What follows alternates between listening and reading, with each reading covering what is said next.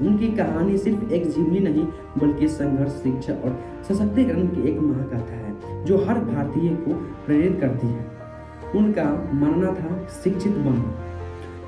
अंबेडकर जी के जीवन अभाव में शुरू हुआ। उन्होंने अपनी शिक्षा की भूख को कभी कम होने नहीं दिया। उन्होंने न केवल भारत में बल्कि विदेशों में भी सर्वोच्च शिक्षा प्राप्त की। कोलंबिया विश्वविद्यालय और स्कूल ऑफ इकोनॉमिक्स लंदन से उन्होंने डॉक्टर की डिग्रियां भी प्राप्त की थी। उस समय एक असाधारण उपलब्धि थी। खासकर उन्होंने सामाजिक पृष्ठभूमि को देखते हुए उनका मूल मंत्र था कि शिक्षित बनो, संगठित रहो, संघर्ष करो।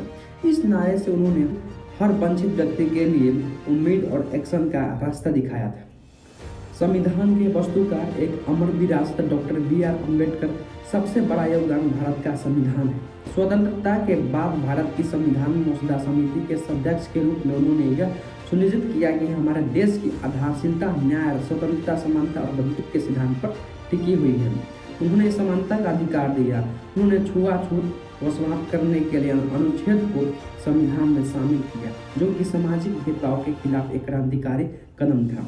उन्होंने मौलिक अधिकार दिया, जिसमें नागरिक के लिए मौलिक अधिकार की गारंटी थी, जिसमें सभी नागरिकों को गरिमापूर्वक जीवन जीने का अधिकार मिला। उसके बाद वे महिलाओं के अधिकार के भी प्रबल समर्थक थे और उन्होंने हिंदू कोड बिल के माध्यम से उन्हें संपत्ति और विवाह के मामले में समान अधिकार दिलाने के लिए संघर्ष किया।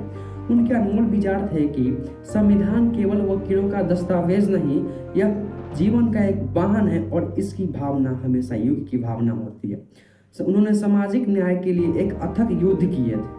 बाबा साहब अपना पूरा जीवन अन्याय के खिलाफ लड़ने में समर्पित कर दिया। उन्होंने न केवल कानून ही बनाए बल्कि लोगों की मानसिकता को बदलने के लिए भी काम किया। वह जानते थे कि राजनीतिक स्वतंत्रता तब तक अधूरी है जब तक समाज के निचले तबके के लोगों को न्याय नहीं मिल जाता।